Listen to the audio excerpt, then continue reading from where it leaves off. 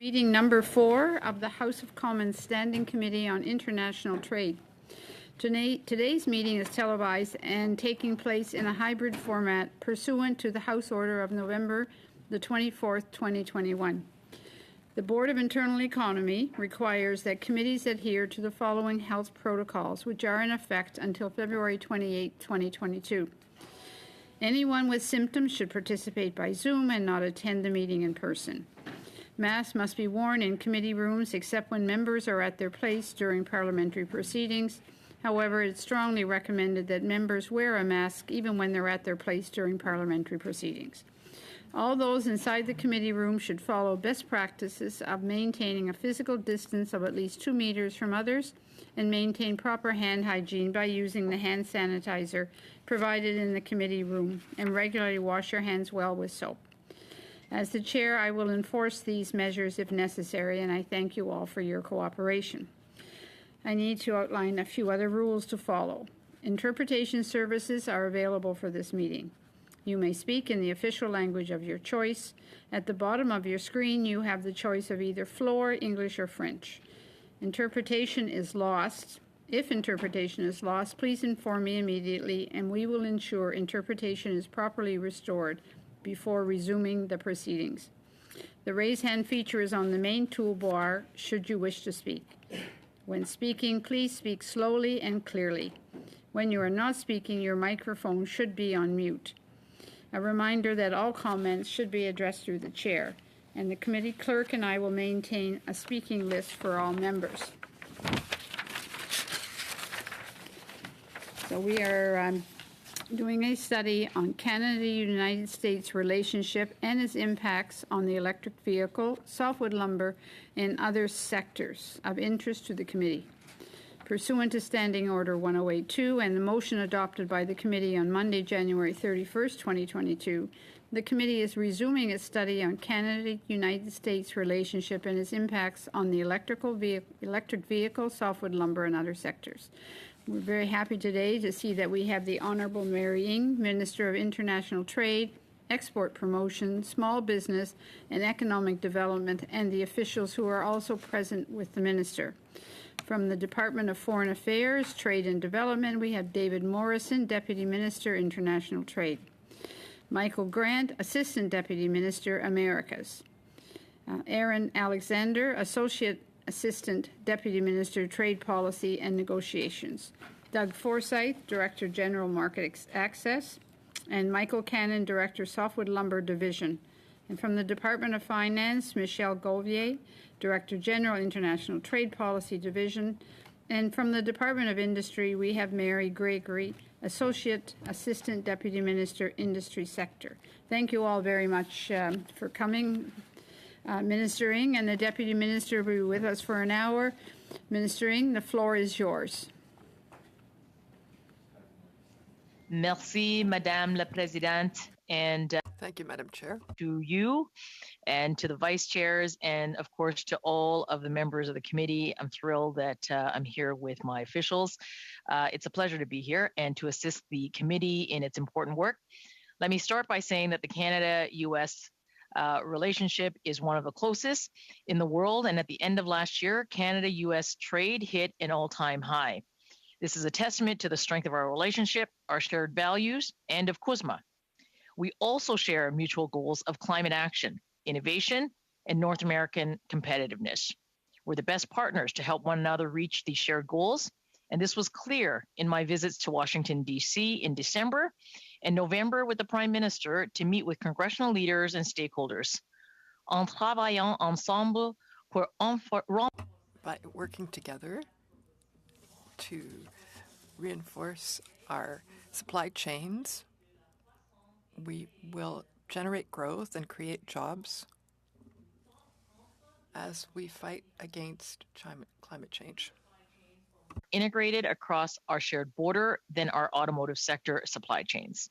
For over 100 years, Canada and the United States have been building autos together. And for over 50 years, together, we have intentionally pursued policies to integrate these supply chains. Vous m'avez déjà entendu le... You have already heard me say it. A car and its parts can cross the Canadian-American border several times before being completed. Governments are both committed to fighting climate change. We know the future of our automotive sector and its workers is an electric and a sustainable future. Canada has already committed to reaching 100% zero emissions passenger vehicle sales by 2035. Défendre cet avenir est une Defending this future is a priority for me and for our government. proposed Build Back Better bill. The United States proposed tax credits to incentivize the purchase of electric vehicles or EVs. Unfortunately, in the last draft of this proposal, these tax credits would only be for those produced in the United States. These tax credits would threaten the future of Canada's automotive sector and ignore our deeply integrated supply chains. Canada and the US are each other's number one market for auto exports, and these tax credits would harm businesses and hundreds of thousands of jobs and workers on both sides of the border. Not only are these tax credits inconsistent with CUSMA and the WTO, they would be a barrier to reaching our shared goals to accelerate climate ambition, as outlined in the roadmap for a renewed Canada-US partnership. Nous avons travaillé pour résoudre. We have worked to try and solve this question at all levels, and we are committed to working this out to clearly present Canada's position. The Minister has conveyed this message directly to the President, the Vice President, Congressional leadership, and Cabinet secretaries. We're working closely with industry on a Team Canada approach, working with U.S. congressional leaders to ensure an outcome that will allow the future of our shared industries to thrive. On December the 10th, the Deputy Prime Minister and I sent a letter urging the United States to ensure that any EV tax credits do not discriminate against Canada, be it through CUSMA dispute resolution or other trade levers. In a letter, we sent a clear message that if we aren't able to reach a resolution, Canada will defend its national interests, as we always have.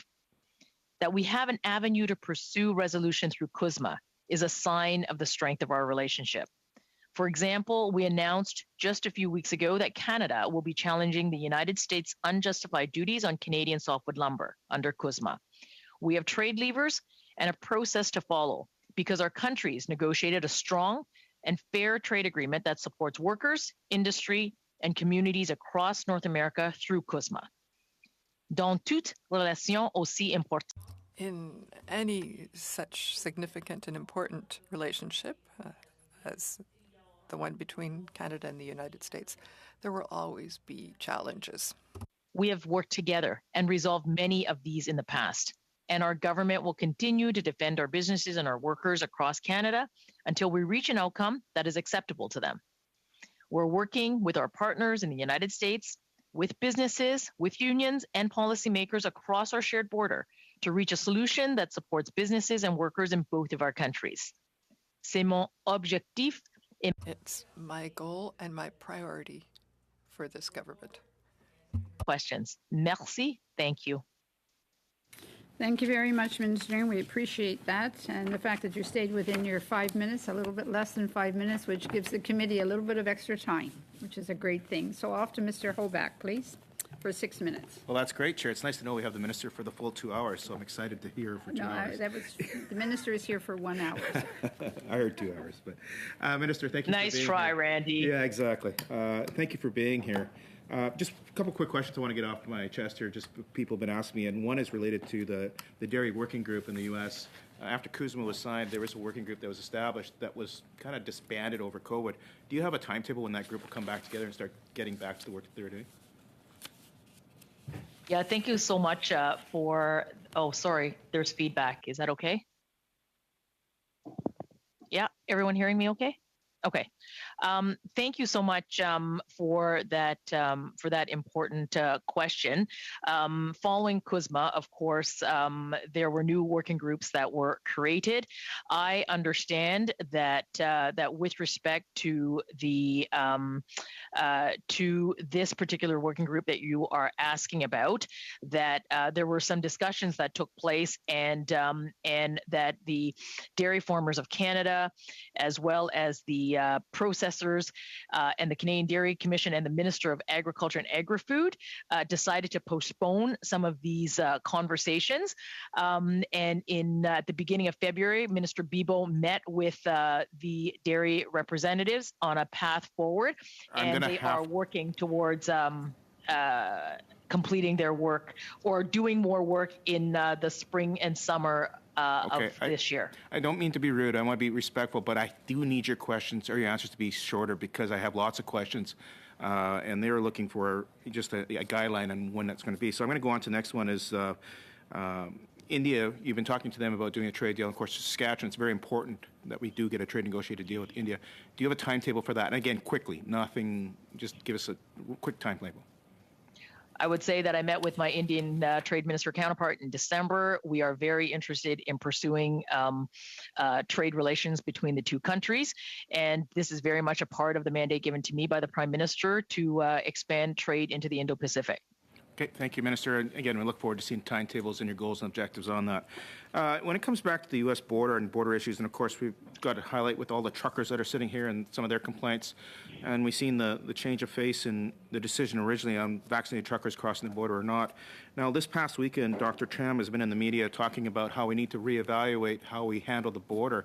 Does that fall into the trade portfolio under you, Minister? And are you willing to take the Dr. Tam's advice and actually start looking at ways to reopen that border so that both vaccinated and unvaccinated truckers will have access across the border? We're starting to see provinces starting to remove the mandates, and I know my province, Saskatchewan, is being very aggressive on that to get things back to normal. Where does that fall in your government, and what is your timetable for doing such a removal of these barriers to allow the free flow of goods like we had pre-COVID? Well, I think that that the issue that we're talking about is indeed COVID, and following science and the advice of the medical professionals like Dr. Tam has been what our government has been doing from day one. We will not stop doing that. I'm working with my colleagues across cabinet, whether it be the transport minister around supply chains, or the health minister, or the public safety minister. So we really are working on a whole of government approach here. I would say also that the Canada-U.S. supply chain and moving goods back and forth in the country has worked and has been successful. Goods are getting here, and critical supplies have been getting here, and this is work that we will continue to do. But I would say that vaccinations and fighting and finishing COVID is what we all need to be doing so that we can get to, as you said, that level of normalcy again. Again, Minister, we have to speed up our answers, please, if you don't mind. Again, I look at it, if Dr. Tam was saying tomorrow, you know what, the mandates aren't working, there's a better way to go about doing this, would you immediately talk to your counterpart in the U.S. and say, okay, it's time to reopen that border? So is that where we're going? And if that's the case, as we see provinces starting to lift the restrictions, how long will it take for the federal government to lay out a game plan? And what are the benchmarks that need to happen for you to say these restrictions are going to be lifted? I would say that what is incredibly important to the government is to make sure that we fight COVID. And at the same time, you've seen us throughout this pandemic provide supports to businesses and provide support to workers. And this work will continue. My job as International Trade Minister, of course, is to make sure that we continue to keep doing the work to ensure that supply chains are fluid and that they are indeed working. And I would say that throughout this pandemic, we have done a very excellent job at making sure supplies are moving across the borders. And I would also say that in Canada, truckers, I would say, thank you very much for your work. Over 90% are vaccinated today. I'm going to pivot here, Minister, quickly. We've seen some threats coming out of the U.S., lots of discussions coming out on country of origin labeling. You were in meetings that I was also attended with labor unions, really upset with our lack of effectiveness on lobbying on Keystone and getting that changed. What is the game plans to head off these types of attacks on Canadian industries and to make sure we don't see something that happened to Keystone happen again? I find it really frustrating when I sit in a room with 3 labor leaders from the U.S. saying, where were you? And get really frustrated when I'm talking to senators who are saying you didn't show up at their doorstep to even talk about making sure Keystone was still in place. So can you explain to me why we weren't there? I'm glad that the honorable member has asked me a question about the level of work and activity between Canada and the United States, which is a really important relationship, being our biggest trading partner. Since President Biden has taken office, some 480 meetings have taken place at the most senior levels between at the cabinet level, between president and the prime minister, but also myself and cabinet colleagues. No, but here's what I would say. It's really important to keep working at this relationship because of the importance of this relationship. And if there are 365 days in a year, and we've done roughly about 480 meetings between our officials and our administration, our government and that administration, it would sort of mean like almost a meeting a day. So this relationship is really important. So we are absolutely there. We will continue to be there. And this is work that we take very seriously and that we continue to work on. Thank you very much, Minister. On to Mr. Raya for 6 minutes, please. Thank you, Madam Chair. Thank you, Minister, for being here. I'm glad to know that you're in touch with the Indian trade ministers on the various things that needs to be done for Canada and India trade and investments. Canadians are investing quite a bit in India, and we need a proper investment protection agreement and trade agreement. Anyway, coming back to the main question here with respect to the US relations, especially on the EV tax credit. Let's take a step back. EV tax credit is a small part of a bigger picture.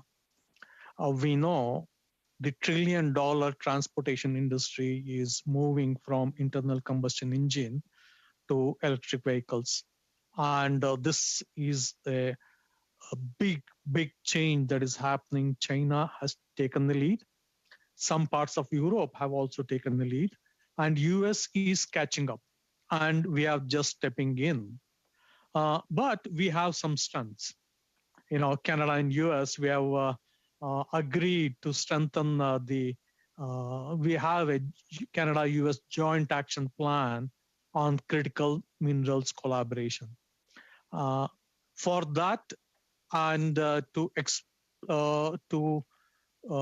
increase the potential that is available within Canada, I know the last budget we have set up a battery minerals center of excellence, and we have also established a research center to develop the technologies related to this. I have long called for a task force to develop and implement a comprehensive strategy for the developments of mines, mineral processing, to technologies, to battery manufacturing, and ultimately to electrical vehicle manufacturing. You and your colleagues in the cabinet and other levels of the government, you have taken Team Canada approach in dealing with the US. That is good. But we also need a Team Canada approach to develop our strengths within Canada, from development of mines to processing of minerals to manufacturing of batteries. So I want to know from you, have you heard, what is that that is happening in this front at the cabinet level, and any interactions you may have with various provinces and territories? I want to thank the member for that really important question. We know that the future is a sustainable and a green future. Our government is very committed to creating, making investments and creating an economy that will be this green future that will tackle climate change, but that will also create excellent, good-paying jobs in Canada. You're absolutely right. Critical minerals is a very important part of this. They are part of the global demand, but certainly here between Canada and the United States, there is a tremendous opportunity to create greater advances. And in fact, we've committed to be doing this. There is work that is underway between Canada and US specifically around critical minerals. Canada has 13 of the 35 minerals that the US has identified as critical. And Canada is one of the only countries in the Western Hemisphere that has all of the critical minerals that are required to manufacture EV batteries, from graphite to nickel to aluminum to lithium to cobalt, et cetera, et cetera. So really, really important. And this work that is work that, of course, I participate on as the trade minister, but I do that with colleagues across the team. So the industry minister is absolutely doing some terrific work here with the United States, but frankly, with developing sort of an ecosystem here across Canada that will enable those very companies and technologies to scale up and create great jobs, and in doing so, also tackle climate change. My colleague in the Environment Minister and the Natural Resources Minister are working on this as well, again, with their U.S. counterparts, but also across our government team in an effort to work with sectors like the mining sector, like the resources sector, so that we can make this transition and that we are investing where we need to be investing and to support the development of these critical industries and technologies in such a way that will promote a green future that is founded on Canadian innovation, Canadian expertise, Canadian entrepreneurship, and Canadian excellence is the way that I would put it. So we are very much working on a whole of government approach, and certainly with partners like the United States. But I would also say that in the area of critical minerals, we are also working with other allies and partners as well, like the European Union. Thank you very much, Minister. On to Mr. Savard-Tremblay for 6 minutes. Merci, Madame la Présidente. Salutations aux collègues. Thank you, Madam Chair. Greetings to my colleagues, and thank you, Minister, for being here with us. You and the Deputy Vice Prime Minister had sent a letter to the Americans last December where you were threatening the American government with reprisals if they went ahead with this plan. I know that that plan had not been the object of a vote, that it's for the moment in suspension. Did you receive a response? Is that still the most up-to-date information on that topic at this point? Thank you for this question, Mr. Savard-Tremblay. Honorable collègue. So that I can give you the fullness of an answer, and hope to one day be able to do it fulsomely in French. So yes, the Deputy Prime Minister and I communicated and sent a letter to the American Senate. And of course, at the time we did that, there was some indication at the time that that bill was imminently going to make its way to through the Senate. And of course, our advocacy has been consistent and strong from the Canadian side, not only from government, but from industry and from labor leaders as well. Right now, that legislation is still in the American legislative system.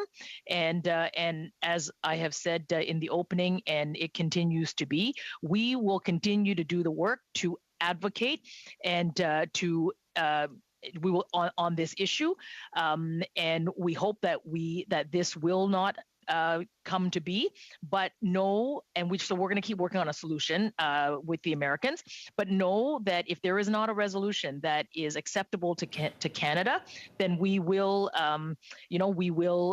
stand up for our national interests and defend them. Oui, ça j'avais bien compris, Madame la Ministre, mais ma question. Yes, I did understand that, Minister, but my question was there a response, a written response or another response to this letter?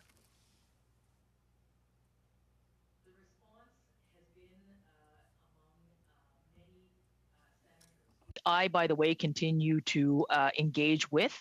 And some of the response from the senators or the Congress people that we have met with didn't even know that this provision of this tax credit was even in their very big piece of legislation in the Build Back Better. So we had to do some educating there.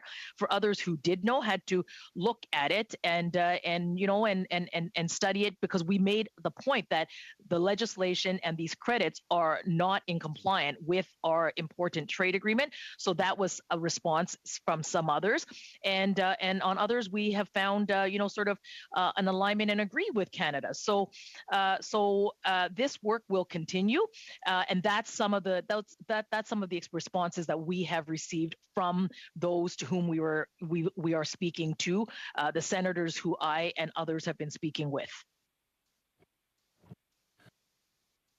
Votre lettre faisait. Your letter was then talking about the possibility of suspending some aspects of CUSMA in the context of retaliation. I imagine that that's still suspended as long as the bill has not been adopted. But beyond just sales of vehicles, there are also public contracts that are related here, that are reserved. Have you carried out any studies on how these public contracts that are in priority reserved to American companies could be in contradiction with the trade agreement we have with Canada and Mexico? And if yes, could we also have access to these studies that I imagine are very legal in their content? Yeah, we have absolutely I've been very clear, to this committee in the past that we are concerned about the provisions that are in America, that the Americans have put forward, that will essentially discriminate against that discriminates against Canadian inputs into American supply chains. We've always said we expect a reciprocal procurement arrangement between our two countries. And in the last budget, you have seen that we have put forward that expectation with all of our trading partners, including the Americans. So we're going to continue to advocate for our businesses, but we will absolutely. Madame la ministre, je doute pas un seul instant que vous êtes. Madam Minister, I know that you're concerned with that, but that was my question: is have you or not looked at the contradiction between this bill with these different aspects and the free trade agreement that binds our countries? Well, I would say that we expect a reciprocal procurement with our trading partners, and the United States is no different. And we are going to ensure that we keep doing this work to ensure that there is a balanced trade between both countries in trade. Sorry that time is up. On to Mr. Massey, please. Thank you, Madam Chair. Thank you, Minister, for being here. Real quick, can you just get is Line 5 with the United States still just in the courts? Is that kind of the latest? Yes, it is. Okay, thank you. Are you familiar with the Nuclear Waste Management Organization's plan to bury 50,000 tons of nuclear waste in South Bruce, just off of the Great Lakes? Are you familiar with that file, Minister? My apologies, I am not. I'm happy to take it away and have a look at it now that you've raised it with me, and be happy to get back to you on that. And that's fair enough. It's just with Line 5 and that, and then former Governor Granholm is the Department of Energy concerned over Line 5, and then also this issue, and then Governor Whitmer, and then with the Build Back America law with regards to EVs. There's 19 congressional representatives, including Representative Kildee and Dingell, who are opposed to this. They've written your government about it many times. I've done a lot of work on it, and I just asked you to look into that because I guess, and I looked for maybe a general comment so you can, these are some of the major people that are very concerned about Line 5 and this nuclear waste. Wouldn't it make sense to at least perhaps look into how this is affecting the relationships, because I can tell you that they haven't even had responses in many cases to their concerns about these projects. And it's hard to negotiate with people if we have our, I guess, reflections not dealt with, and at the same time, we're not dealing with their reflections. Well, thank you very much for raising this with me. And I would say overall that it is really important to work on issues that are important on both sides of the border. I'm really thrilled that we have you, I mean, on this committee, and given sort of your work and your relationship with those across sort of on the other side of your border, given sort of the proximity and the proximity and the relationships that you have. So I thank you for that. And on this, I'm happy to go back, look at it, and then perhaps get back to you at a later time if that's okay. Absolutely. No, and you can't keep up on every file, but I know that this one is sticking. There's a previous project that also stuck in their craw, so to speak. And so I appreciate that answer and look forward to that. One of the things that I was pleased to see was I've been pushing for reciprocity for electric vehicles and incentives that they went ahead with this. The government did have a positive response to that. I want to shift to another issue that might be related to our trade with EV vehicles. Is I tabled the bill C231, the right to repair. This is on the automotive aftermarket. The U.S. is looking at this. If we were to have regulations with regards to aftermarket access to EV vehicles to make sure they're repaired, and the U.S. is doing the same, is that something the government would look into as having that type of reciprocity? It's a similar things we do with bumpers and a whole series of things for product safety and consumer rights. My original bill in the House of Commons did pass as a voluntary agreement, which is in place today, but didn't have the digital component to it. In the past, Canadians couldn't get the same access to American markets. Will your government at least look into this to ensure that Canadians have the same type of access to fixing their electric vehicles as Americans do? Yeah, that's a really important point there, and I am always happy to look at any kind of solution that that allows us to have sort of Canadian access. But also on this one, it sounds like to me it also is compatible with respect to not only sort of job creation and so forth, but also in tackling climate change. I mean, it's sort of along that same value chain, if I sort of hear you correctly. So, in the sense that it is consistent with what we are to which we are always trying to pursue with the United States, which is a relationship that creates greater opportunities on both sides for workers and for businesses, and in this case also climate change. I think it's always worthwhile to have a look at. And okay, if I can switch topics a little bit to the border with the trucks that are the supply chain issue, and I've represented a constituency where we have 10,000 trucks per day, and even during the pandemic there was 5,000 vehicles a day, about 4,000 during the worst of times per day. So the border was never really closed. It's kind of a misleading to suggest that it has been, when the reality is it's been very busy. Now, with regards to the policy that was announced today for the government meeting with maybe even the United States on trucker issues, can you enlighten us on some of that? I've been pushing for a safe border task force. It's not an idea I came up with. It's from the business communities. Nothing has been done on it for 2 years, but what can you tell us about the announcement today about meeting potentially with the Canadians and Americans on the border and trucking and vaccine policy? Well, thank you for that. And you're absolutely right. I mean, in terms of the volumes and whether it is through the pandemic or today, as my colleague Minister of Transport would have shared with me, those volumes continue to be what those volumes continue to be. So you're absolutely right. I mean, you represent a riding that actually sees it kind of coming across the border. So that is absolutely right. I mean, we've always committed to working together with the Americans and also with our colleagues on this very important issue, because it's just so important to trade. It's so important to our businesses and to the workers that they support. On this announcement in particular, might I get back to you on it specifically, because I would like to have a conversation with my colleague, the Transport Minister, who is taking the lead on this issue. Thank you very much, Minister. Sorry, you. Mr. Massey. On to Mr. Martel for 5 minutes.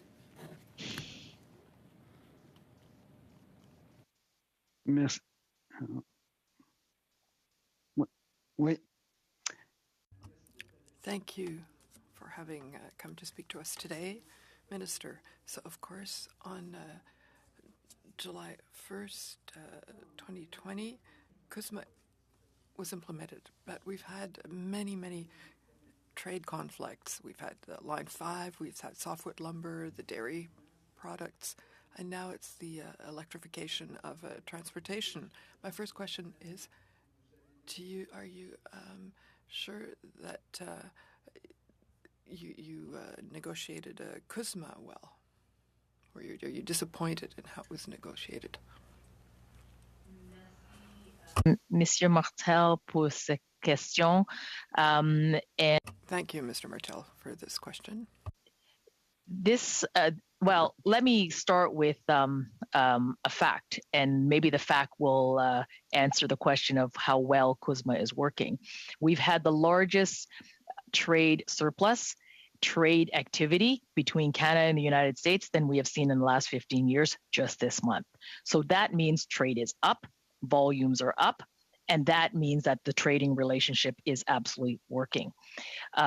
I said in my opening remarks, some of the mechanisms that we negotiated in CUSMA, which were really important to Canada, preserving a dispute settlement mechanism in CUSMA was very important for Canada, and we negotiated that so that we would have a mechanism to properly resolve issues when they came through on trade. So this, in a relationship as large as the one that we have with the United States and Canada, yes, there are issues, but the numbers speak well to how well our trade is flowing between two countries, and the issues that we have, we are going to always pay particular attention to ensuring that we are resolving issues as we have.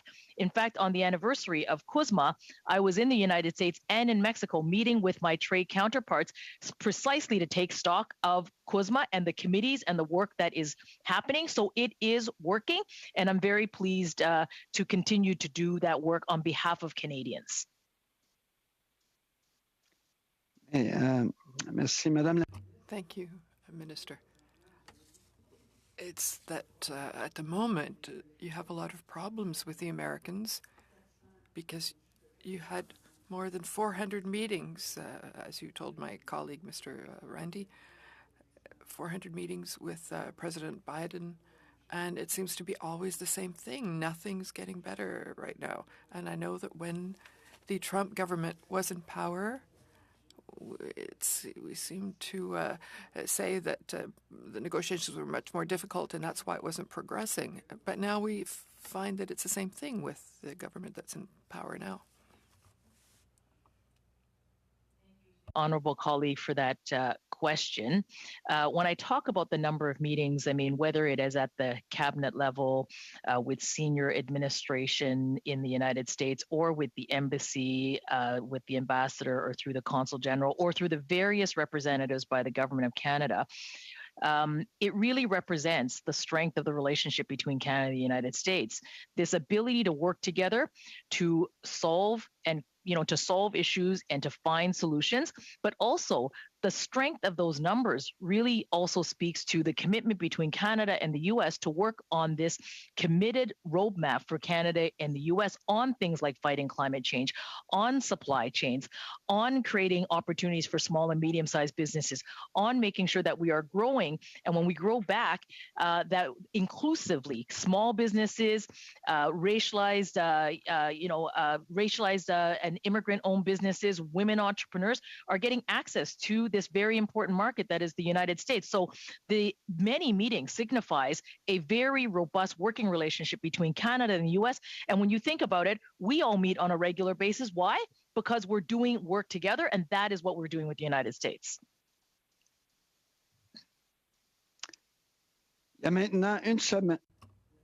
So 1 week ago, the U.S. decreased softwood tariffs by 50%, not because Canada reacted, but because the American construction industry requested it. So why was a softwood agreement not negotiated when we negotiated CUSMA? A brief answer, Minister, please. Well, I've met with the softwood lumber industry to work exactly on what on what we want altogether, which is a settlement that is a good agreement, not any agreement, a good agreement. And with respect to this issue, on the advocacy that we went to down to the Americans, we met with the American Home Builders Association, who also agreed that these tariffs were too high and it actually hurts their affordable housing plans down in the U.S. Okay. Thank you very much. On to Mr. Mayo, please, for 5 minutes. Thank you, Madam Chair, and thank you, Minister, for being here today, and everyone else as well. I have a question regarding on the softwood lumber related to the BC. And as you know, in British Columbia, the forestry sector represents 100,000 workers and contribute to 13 billion to the province economy. And last year, the Canadian ambassador to the U.S. raised at a forest industry conference that high lumber prices could affect the U.S. president's ability to fulfill his pandemic recovery goal, which include affordable, environmentally friendly housing. As the Americans are currently under a lumber supply shortage and record high prices, what have you heard from the industry and U.S. lawmaker when raising the softwood lumber dispute with them? Thank you. Well, thank you very much for that important question from my honorable colleague. This will give me an opportunity to maybe just pick up a little bit on your question, but also that of the question prior. Working with the Canadian softwood lumber industry is extremely important. They are significant employers here in Canada, particularly in BC, given the importance of the forestry sector to BC.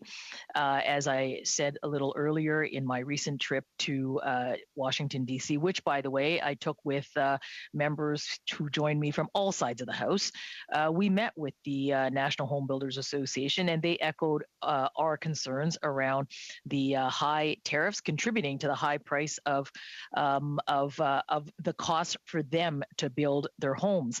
So this is an issue that we will continue to work on, defending Canada's softwood lumber industry. And I just had a meeting just a few weeks ago at the beginning of this year with the industry to continue to work with the industry so that we are able to remain in a strong position with industry as we continue to work with the Americans. But let me just also talk a minute about what we have also been doing. I mean, right from the beginning, our government has been committed to helping our exports diversify. The United States, of course, is our largest trading partner, and it's very important. But we also say often that I certainly do as the trade minister, that I'm proud that we're the only G7 country that has a free trade agreement with every other G7 country. We have access to markets to 60% of the world's economy, whether it is in Europe through CIIT or whether it's in Asia Pacific through the CPTPP, or here, of course, in North America through CUSMA. And we are pursuing more opportunities to grow into new markets in the Asia Pacific, like launching agreements with Indonesia or with the ASEAN countries. But why is this important? It's important because diversification and creating greater market opportunities for our businesses, particularly in the forestry sector and for softwood lumber, is really, really important. It's really, I'll share a couple of numbers with you.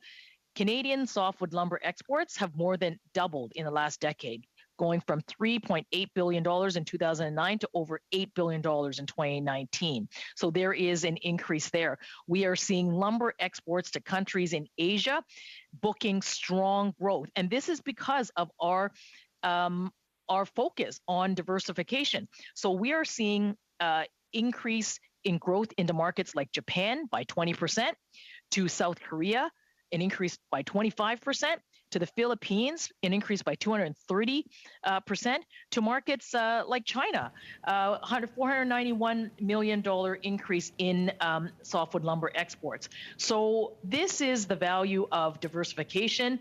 It is creating those additional markets for our Canadian exports, so that while it is important to trade with our largest trading partner south of the border, it is equally important to support our softwood lumber industry, the workers that they employ through programs that also are helping them be innovative. I think about the Softwood Lumber Action Plan that our government put forward in 2017. In the budget of 2019, we added $250 million to extend support to the sector. Why is it important? It's important because it's helping them innovate. It's helping them create new products. It's helping them deal with, contribute to sustainable solutions through their products to which they're exporting. And if I had a lot more time, I'd be able to give you a list of companies that have benefited from exporting. Thank you very much, Minister.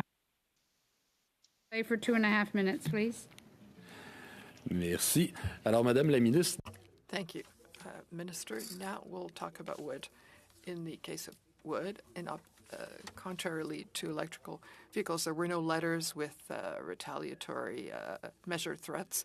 You didn't try and make a list of products, so there wasn't the same reaction that took place for electric vehicles.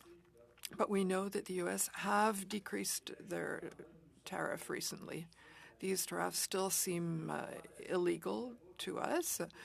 So there has been an increase in prices. So some groups are mobilizing themselves. So would there not be a possibility maybe to completely cancel these tariffs? And if yes, how would you use those possibilities to maybe remove them completely? Merci beaucoup pour cette question. Thank you very much for this question. I want to say to you and to the industry across Canada, certainly in Quebec. And again, I apologize that I'm not able to deliver this question. I wish I could do it completely in French, but I want to give you a better answer, so I'm doing it in English. But I want the industry and the workers to know in Quebec in particular how hard it is that we are working to defend the sector and the jobs that they create and the contributions that they make to the economy. We have initiated under CUSMA an appeal for the AR2, the administrative review tariffs. We've always said the tariffs are unjustified. They're absolutely unjustified, and we need to defend it. So whether it is through CUSMA or through the WTO, we're going to keep defending the industry in that way. But at the same time, I continue to meet with the industry, with our partners there, so that we are in the best position possible from the industry standpoint to work and to defend the industry against the United States. Thank you very much, Minister. On to Mr. Massey for 2.5 minutes, please. Thank you. Move to dairy with the dairy quota tariffs decision just recently. The way that I read it was that we lost on my side. I know that you suggested, as well as the other minister, that we won.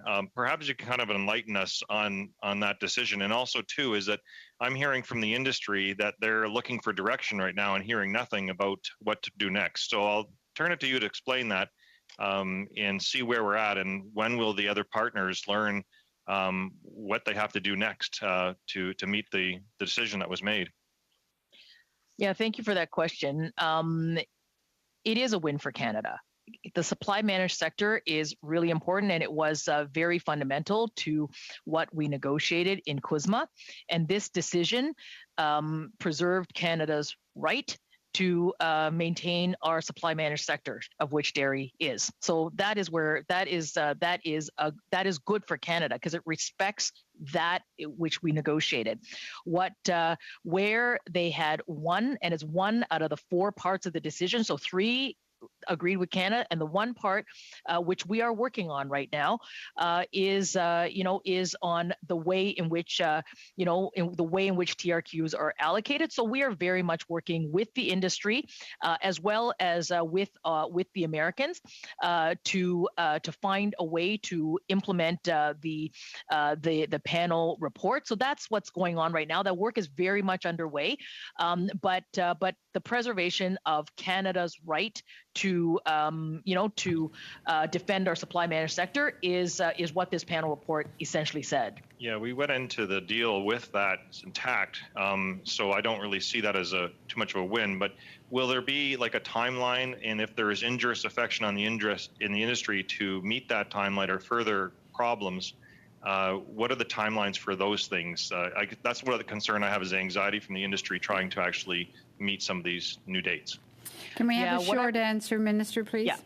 What I would say is that work is very much going on. As you know, when panel decisions come out, you need to begin working on them. So we are and have been with the industry. So industry very much a part of the work. We've been working with them all the way along, but also with the Americans as well. We want to find our way to a solution that can work, and that can work certainly for our industry here. Thank you very much, Minister. On to Mr. Patzer for 5 minutes, please.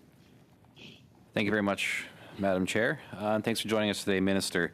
I want to open by just asking you, when the provincial government in Saskatchewan and also the government of Quebec were looking to set up trade offices in the UK at Canada House, they were met with all kinds of resistance and ended up having to set up offices elsewhere. Why was that? Thank you very much for that question. The way I look at it, we work very closely with the provinces, along with all stakeholders, industry, small and medium-sized businesses, workers, to facilitate greater trade. So I just had an FPT with my provincial counterparts not that long ago, where we talked about how we work together to help increase trade and work together, because we only have one customer, and that's the Canadian exporter. So why exclude two provinces? I don't, that's not the way I look at it. The way I look at it is that— But that's how it is. We do. Well, let me finish here for a moment. Briefly. I am committed to working with all of the provinces and territories except Saskatchewan and Quebec, in support of our businesses exporting all around the world. Okay, thank you.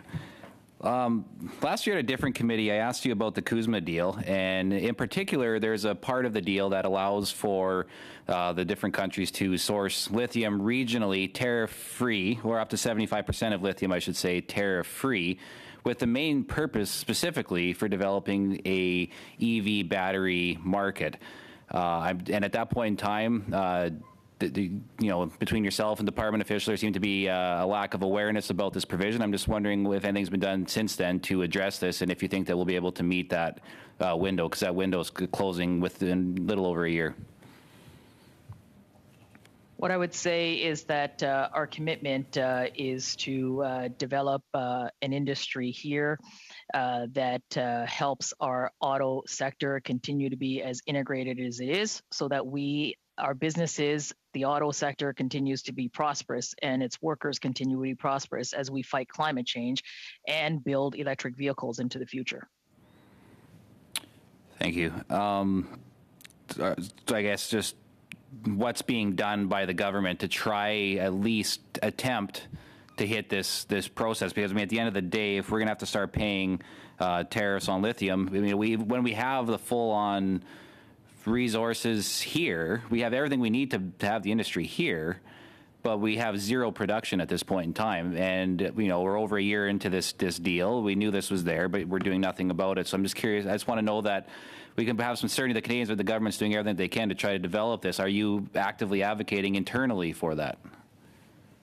We're always actively advocating, not only advocating, putting funding into our budget to ensure that we develop industries, and particularly industries around critical minerals, that will enable us to create an economy that is green, and industries, particularly those around critical minerals and electric vehicles, that support that growth into the future.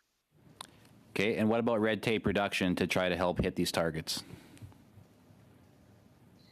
Well, making things easier for our businesses is something that I take very important. I work with small businesses all the time. I work with women entrepreneurs all the time, Black entrepreneurs all the time, making sure that our work is supportive of their ability to take advantage of our programs in a way that's easy for them to not only start up but to scale up and grow and to access international markets is something that is top of priority for me every day. Lastly, here. It was brought up earlier, the country of origin labeling. I got to circle back to that because that's something that's going to be hanging over our head. It's been quite the process to defend against that in the past.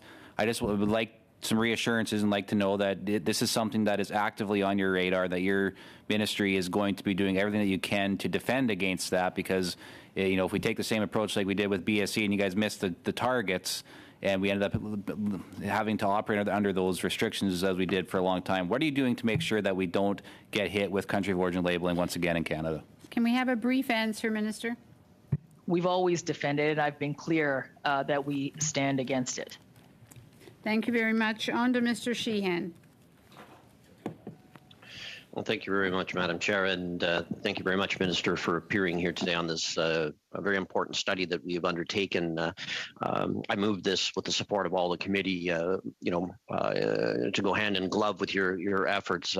After being sworn in, you headed down to Washington and began that work on in earnest. We know that Canada and the U.S. have fostered the largest automotive manufacturing cluster in North America, centered around the Great Lakes region, which the Sioux is a part of.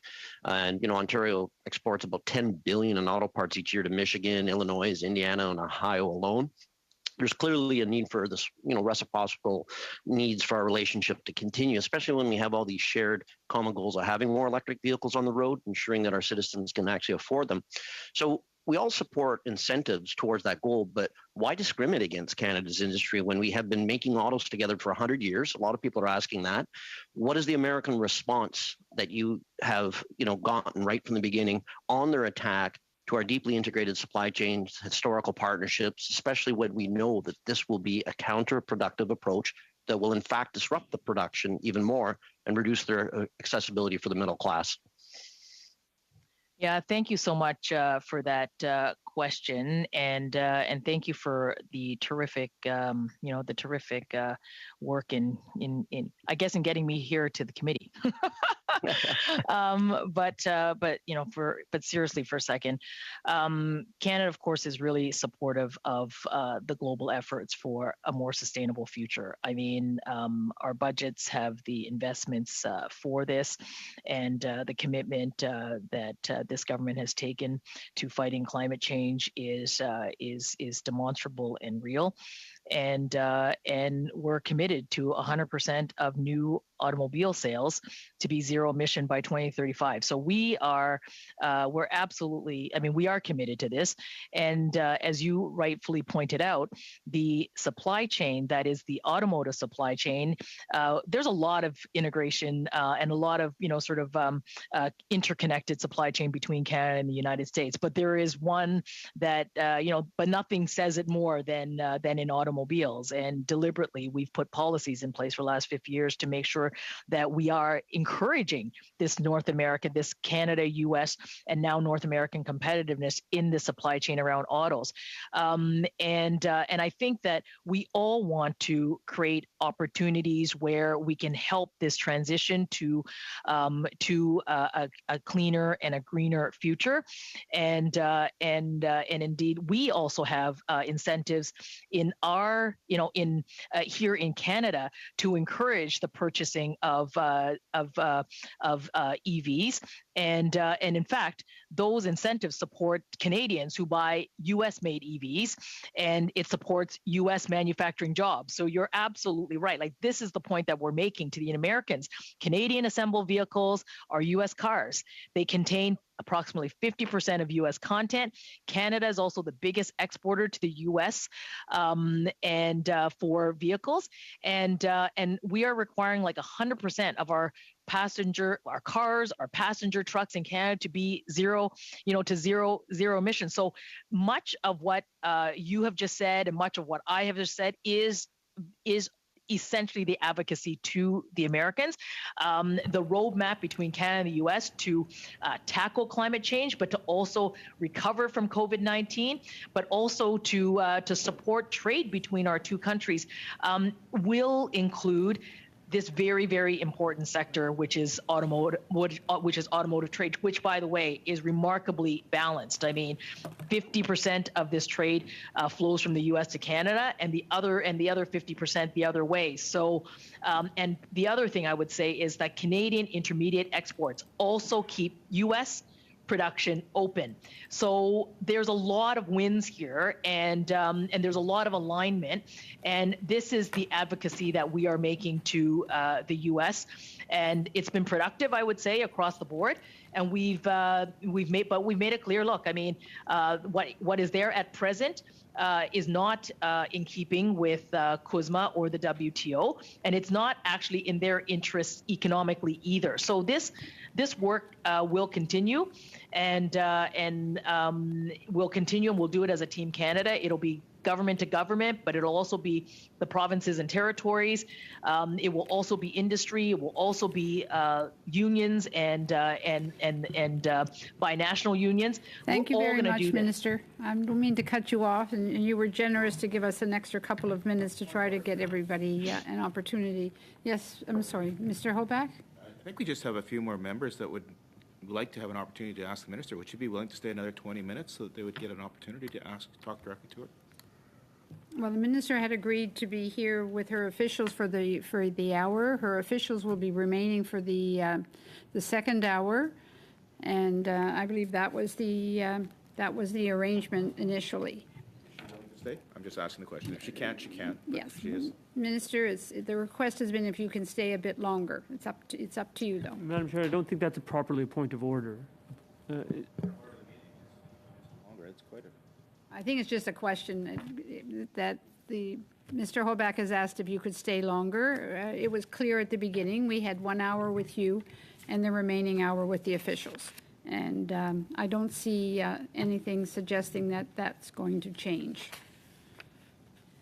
My officials will be here. I have a commitment with some important, not that all of you are important, but so are these industry folks that I'm committed to getting into a meeting with 4 minutes ago. Okay. Thank you very much, Minister. I appreciated the extra time. All right. Yes. Thanks so much. Thank you. On to Mr. Lewis for 5 minutes, please. Well, thank you very much, Madam Chair, and thank you to the Minister. I know she just left, but it was very good of her to come to committee. So I guess I don't know who to address these questions to, but I'll just ask the question. Whoever would like to pick it up, I'd appreciate it. I found it intriguing with the discussion with regard to 400 meetings with our U.S. counterparts. And I also found it intriguing as well, through you, Madam Chair, that the senators didn't know about the EV tax credit with regard to it being in the Build Back Better legislation. So after 400 meetings, how is this possible?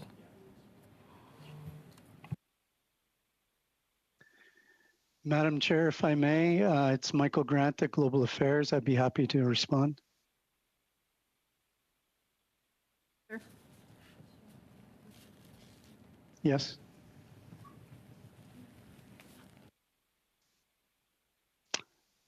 I'm sorry, Madam Chair, I didn't hear you, but I'll just respond.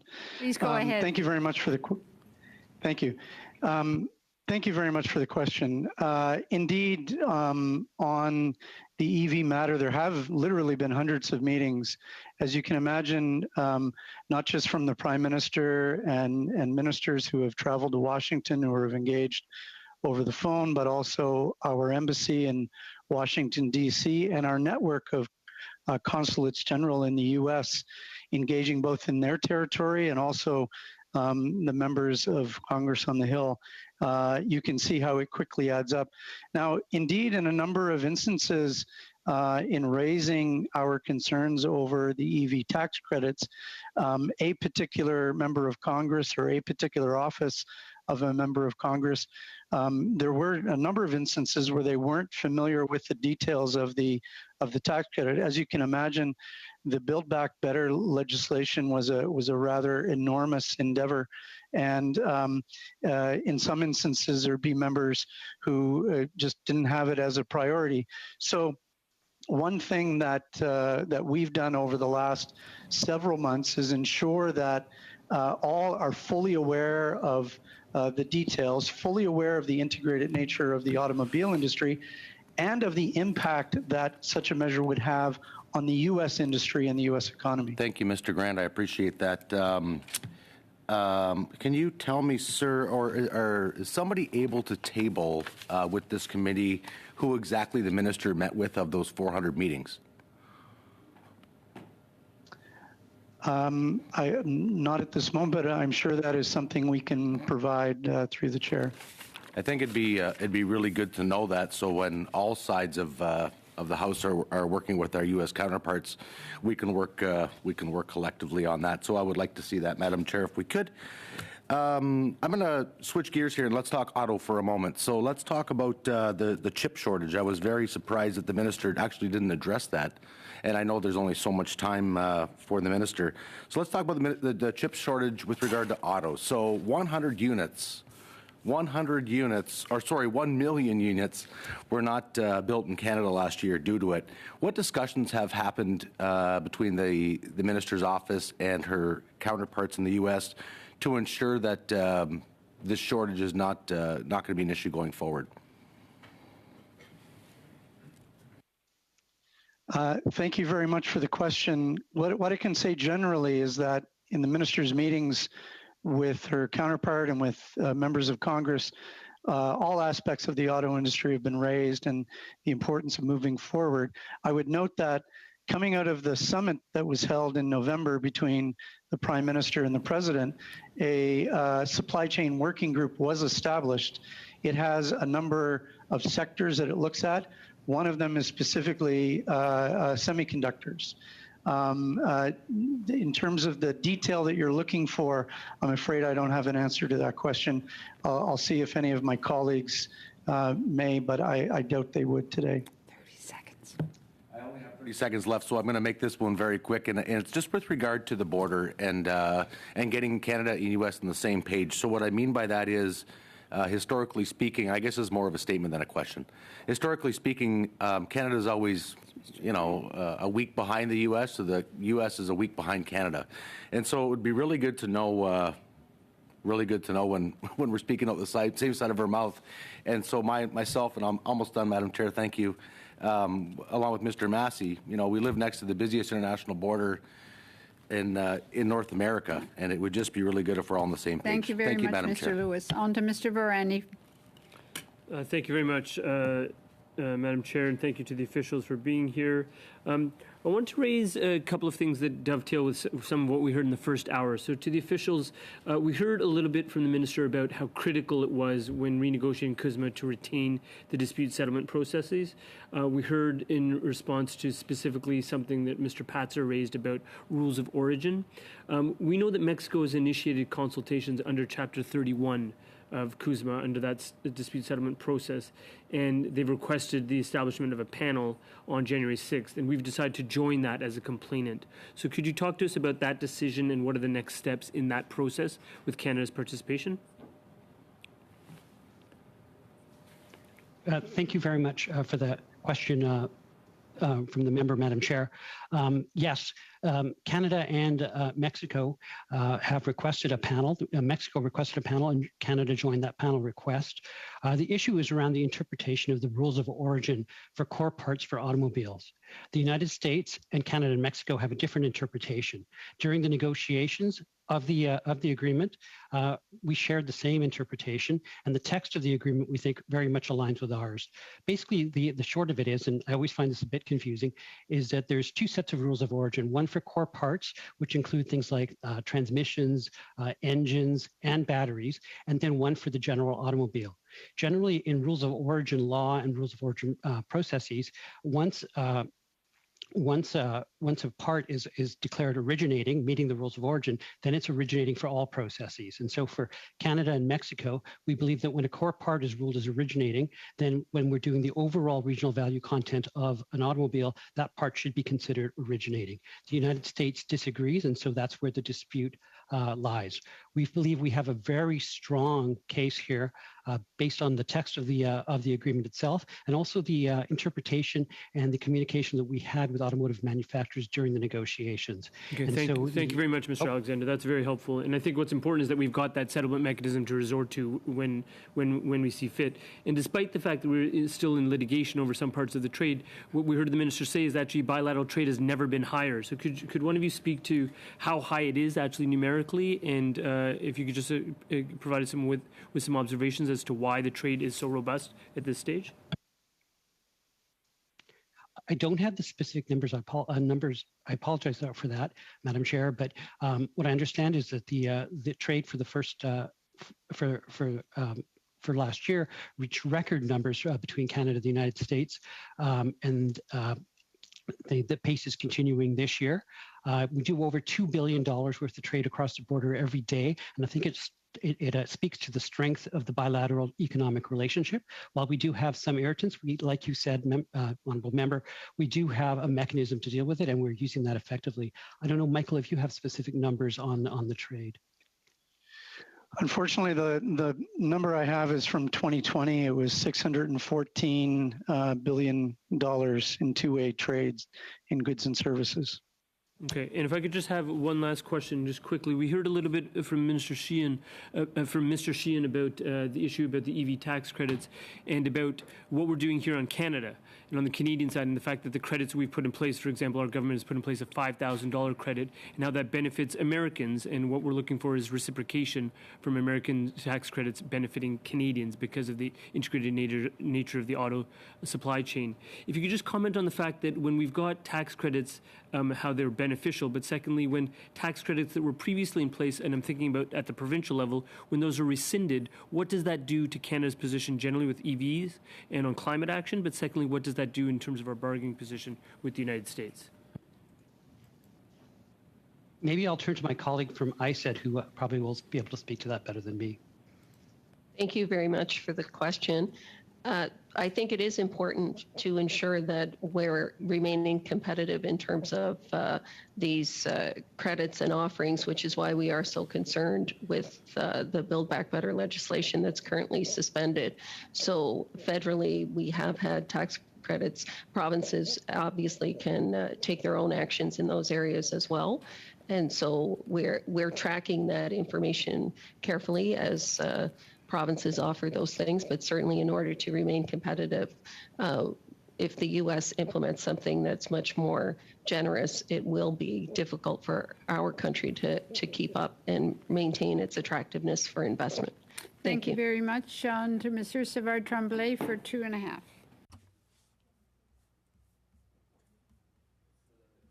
Thank you, Madam Chair.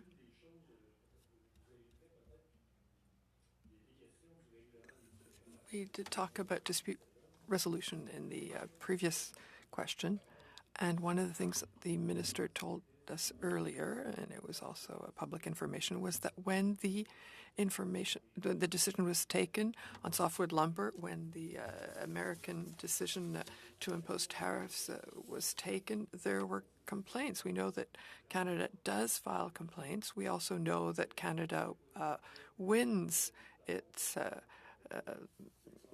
pursuits.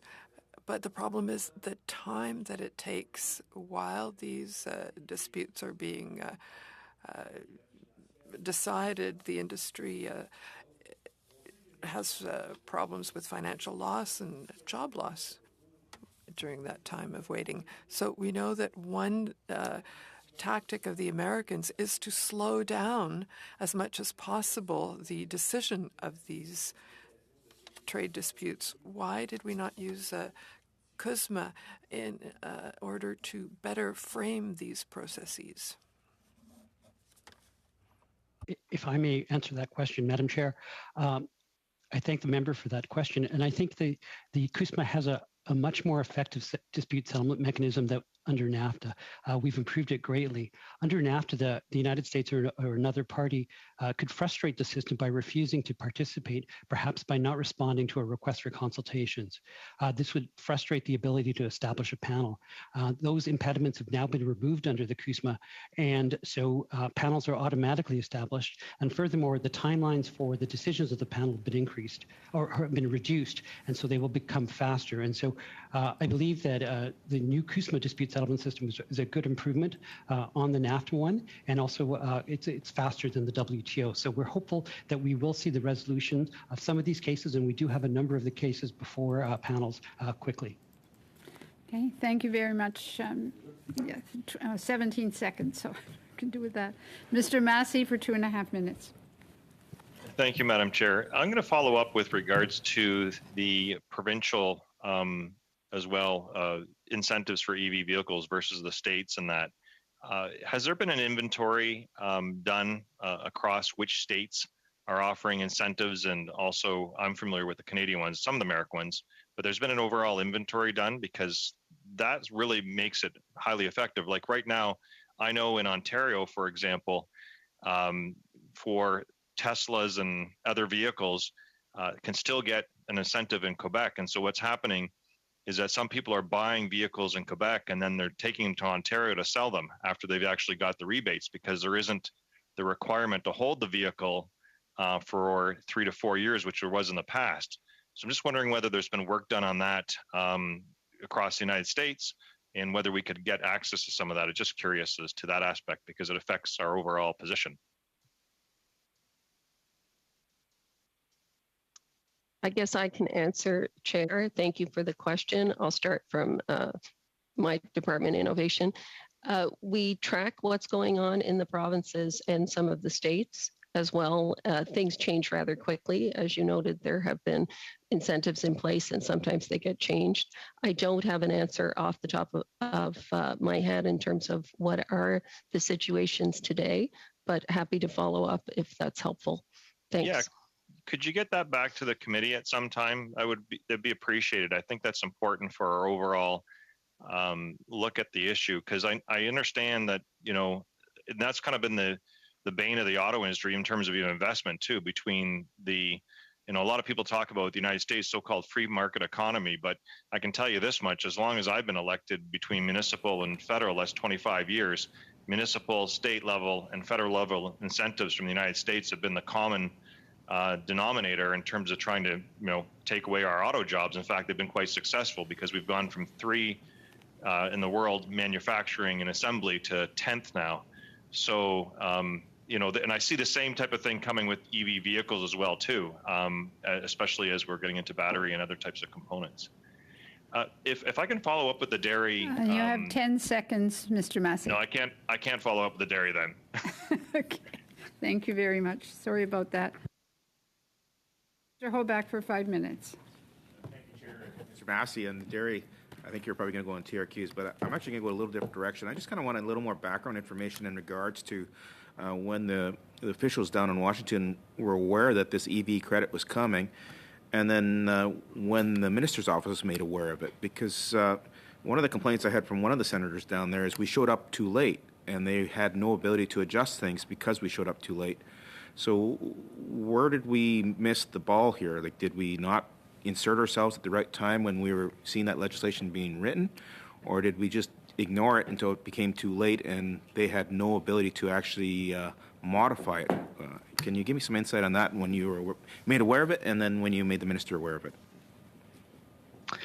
Thank you very much. I can answer that. I would say, first and foremost, the fact that it was in the legislation did come as a surprise to us in terms of the details of favoring U.S. Manufacturing. The fact that the Biden administration is in favor of promoting EV vehicles wasn't a surprise, but the way it was drafted certainly was. Immediately upon learning of that, that is when we began our intensive engagement at the official level as well as at the political level. And I think the fact that we were able to build such awareness is a tribute to that engagement. Now, of course, the legislation has taken a different turn, but we remain plugged into the influence makers and the key decision makers, and are being vigilant depending on which way that goes. I wouldn't pat yourself on the back too much there. The reason I say that is in my conversations with different senators, they made a comment to me that we never insert ourselves when the legislation is being written. We're always sitting there when it's going through the Senate or at the last stage. So I guess the question I have is, why is it taking so long for us to react when we see something in a piece of legislation? I'll use the case in point. Senator Marshall from Kansas, he brought up the fact on Keystone when that was canceled by Biden, he expected to see us down there talking to him, and there is nothing. And then we had meetings later that week with 3 of the big labor groups in Washington who were all saying to us in that meeting, and the minister was present at that meeting, that we weren't anywhere to be found when it came to Keystone Pipeline. And they were willing to go to the White House for us on that because there's so many labor and union jobs at stake. So where did that direction come from? Well, on both issues, I can tell you that it was part of our engagement across the board. I can't speak to the specific reference that you made in terms of the comments that you heard, but I can say that on Keystone, it had been for a number of years a key item that was raised both in Washington and outside of Washington. And again, on the EV tax credit, all I can say is that as soon as this was made clear that it was in the legislation, we began a full court press. See, that's the concern. It was in the legislation. We should have been there when they were writing legislation because they didn't really have a target on Canada. They just never thought of us. We just weren't thought of. And then by the time we got there to inform them that the negative consequences of that and how it impacts the auto sector across North America, because of the political situation in the U.S., the Democrats had no ability to change it. And they made that point very clear to this government that you're too late to the game. So I'm trying to figure out where the breakdown was. Was it because the minister's office didn't react quick enough? Or did the bureaucrats not inform the minister quick enough? Again, my response will be the same. As soon as we realized that this was in this legislation, we began a full court press. And in fact, depending on which way the legislation goes right now, it's off to the side. But there are mechanisms for changing that legislation. And so we will remain vigilant and engaged. Okay. And the next comment I want to add to this, in that legislation, it was unionized workers. And with that legislation falling, then there is talk that Manchin may come on side if it's not unionized workers. So all of a sudden, his state of Virginia, where there's Toyota and other plants, if that was to change, I was told by some of the auto sector that there would be just a huge sucking noise of jobs out of Ontario and Michigan into right-to-work states. Is that fair to say? Do you analyze that or assume that would be the same thing? And what is the threat of that actually coming to fruition? A brief answer, please. One of my colleagues might have a comment on the impact, but all I can say is that we will remain engaged to prevent this from happening. Arun, did you want to comment? I would just add that our advocacy, and if you refer to the minister and the deputy prime minister's letter, is that we're advocating very strongly for equal treatment, fair treatment, and CUSMA and WTO consistent treatment for all Canadian assembled vehicles. Thank you very much. Ms. Dillon, for 5 minutes, please. Thank you, Madam Chair. Au Québec, l'industrie forestière est très... In Quebec, the forestry industry is very important. It provides more than 60,000 jobs.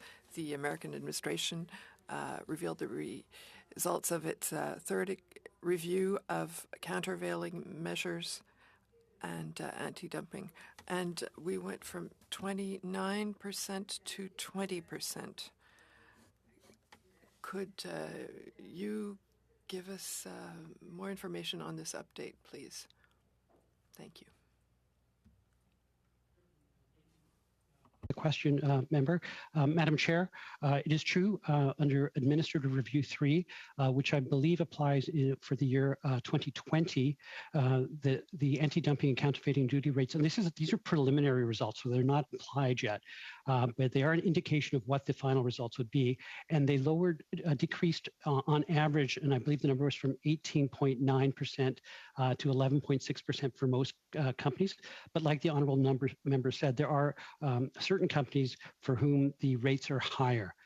So after results on administrative reviews are released, Canada does an analysis of the basis of the anti-dumping and counterfeiting duty rates, and we will determine whether we would challenge it in consultation and in coordination with provinces, territories, and industry.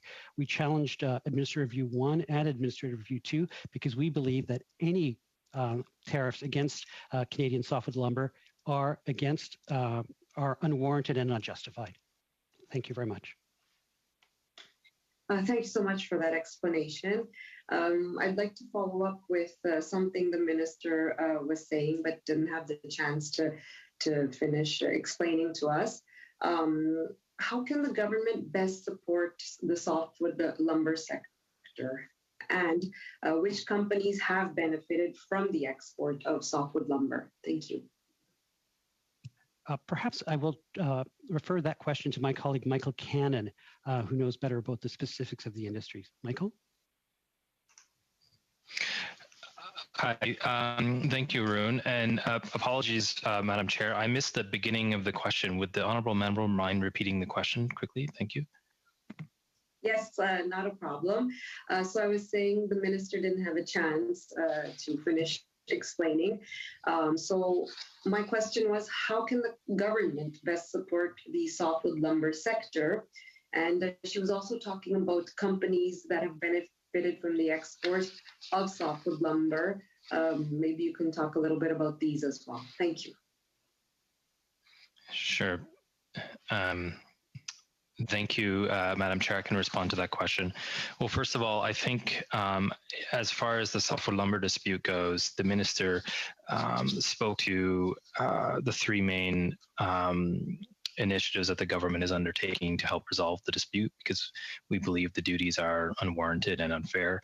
The minister mentioned our ambitious litigation strategy, where we're challenging the U.S. duties at the World Trade Organization, under NAFTA, and under CUSMA as well. Canada has been successful in our litigation on softwood lumber in the past, and we believe we will be successful again in the future.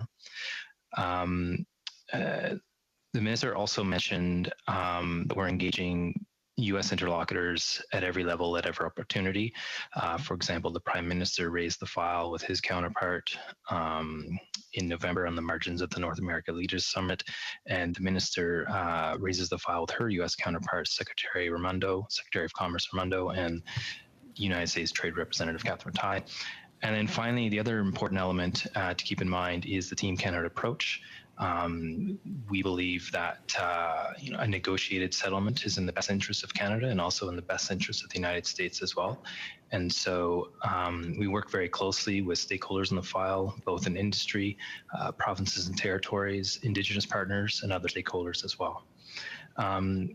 And then in terms of some of the other things the government is doing, the minister referred to the diversification of our softwood lumber exports. She mentioned the increase in exports to Asian markets in particular.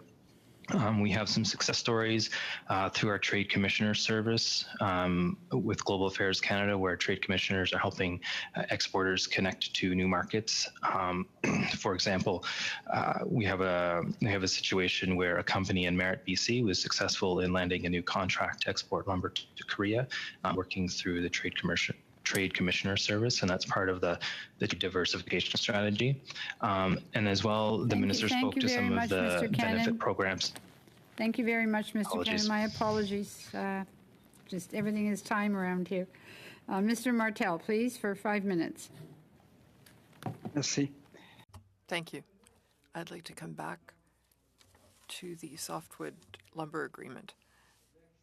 We will remember that the former Prime Minister, Stephen Harper, one of the Conservatives, was able to conclude an agreement with the Americans. How is it that the current government is not able to reach an agreement?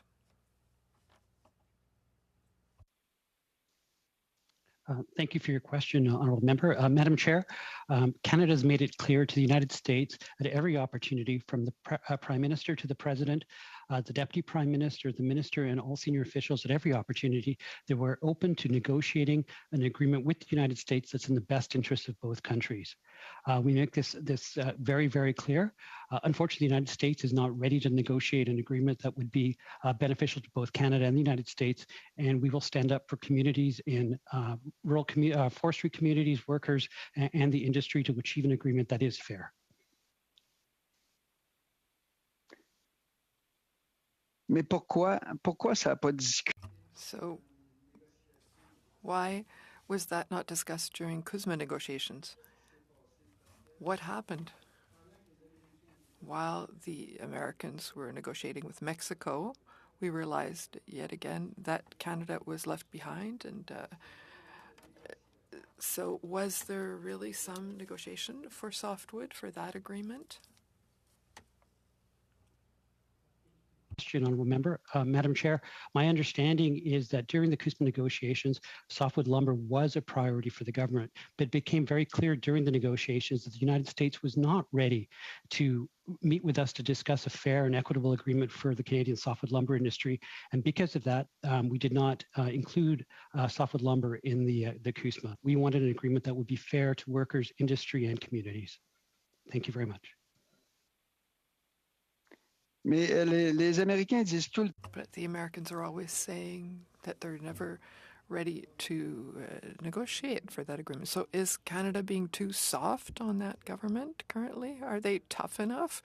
Because we're always waiting, and it's always the Americans who decide. Can we not be proactive as concerns that agreement? I think that's a very good question, Madam Chair, and we are being proactive. We currently have 8 cases before the WTO, CUSMA panels, and NAFTA. This, as the Honourable Member knows, this dispute has been going on for over 50 years, and in all past disputes, we have found that litigation, successful litigation before these tribunals, is the way to force the United States back to the negotiating table. And so we have a very ambitious negotiation or litigation strategy with against the United States. And when we are successful, as we have been in the past, we believe that the United States will return to the negotiating table in earnest to negotiate a fair and equitable agreement.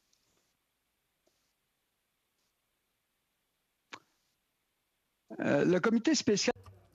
The special adjudicator committee gave a narrow victory to the U.S. On their application for tariff rate quota applied by Canada on some dairy products, even though it changes nothing to supply management now. The American representative said that this is a victory that will allow them to attack our system more intensely. Can you guarantee that the supply management system will be preserved in its totality by your government and that no other concessions will be made?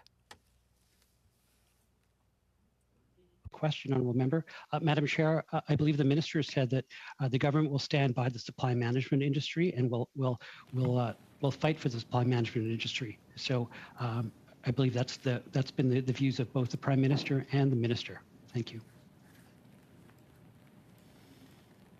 You have 47 seconds remaining, Mr. Martel.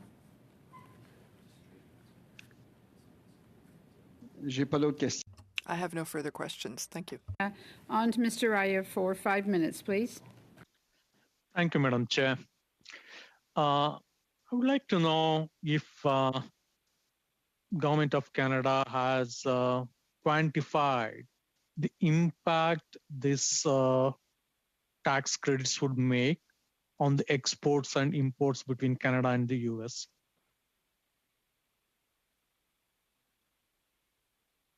Thank you for the question, Honourable Member. Madam Chair, we have done some preliminary analyses on the impact of the tax credits on the Canadian automotive sector. I think the preliminary analysis is based on how the legislation stood when it left the House. And so it may change in the future. So the analysis is still preliminary. However, the results are that it would have a significant impact on the automotive sector, starting now, but more in the future when there's a generational change in the structure of the industry towards greater electrification of vehicles, and the investments in those vehicles and in the production of those vehicles is very much dependent on the support that. Got it. In addition to the automotive sector, does these tax credits affect other sectors in Canada? Thank you for the question. I believe it probably would affect other, I don't know that the analysis went that far, but I assume it could affect other areas in the automotive sector and in other areas in communities as well where jobs are supported by the automotive sector. Okay, thank you. In October last year, Government of Mexico highlighted a letter that was written by the US-based embassies of Canada, Mexico, and 23 other countries to the members of United States Congress, expressing their concern on this tax credit. I'm not worried or concerned about what happens to the 23 other countries. I want to know whether as Mexico expressed its willingness to work with Canada in pursuing this dispute settlement under CUSMA? Well, thank you for the question, Honourable Member. Madam Chair, no decision has been made on pursuing dispute settlement with regard to the EV tax credits under CUSMA at this time.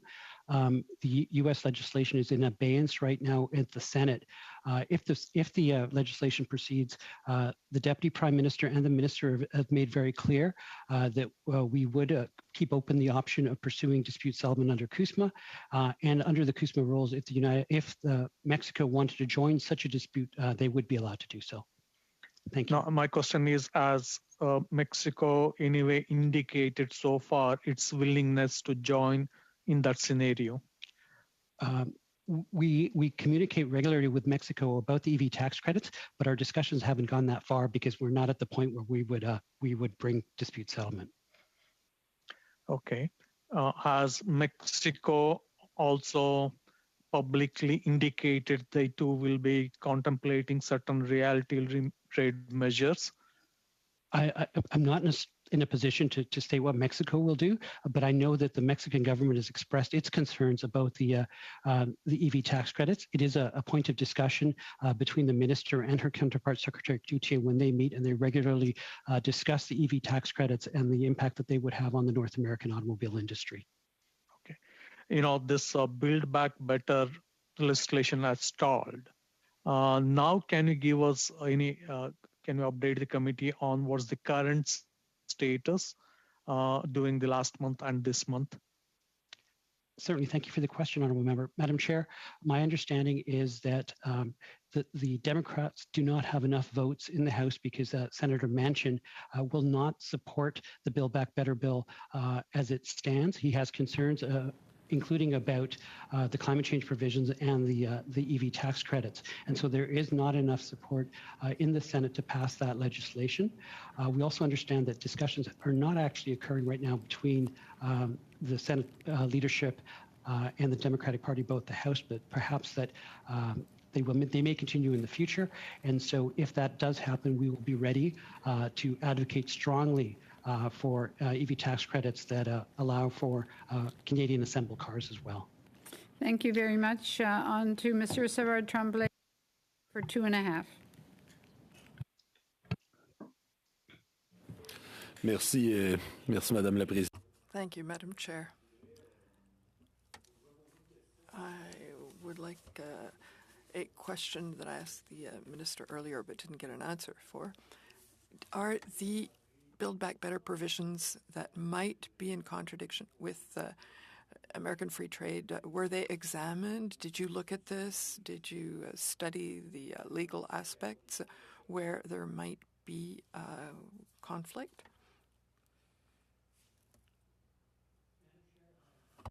We are in the process of analyzing the provisions in the current Build Back Better bill. The provisions allow for, I believe it's a $7,500 base tax credit for the purchase of electric vehicles. In addition, there'll be a $4,500 tax credit based on where the vehicle is assembled, if it is assembled in the United States. And if there is a battery built in the United States, there's an additional $500 tax credit. And the whole $12,500 crash credit, this is the most concerning part, will become available starting in 2027.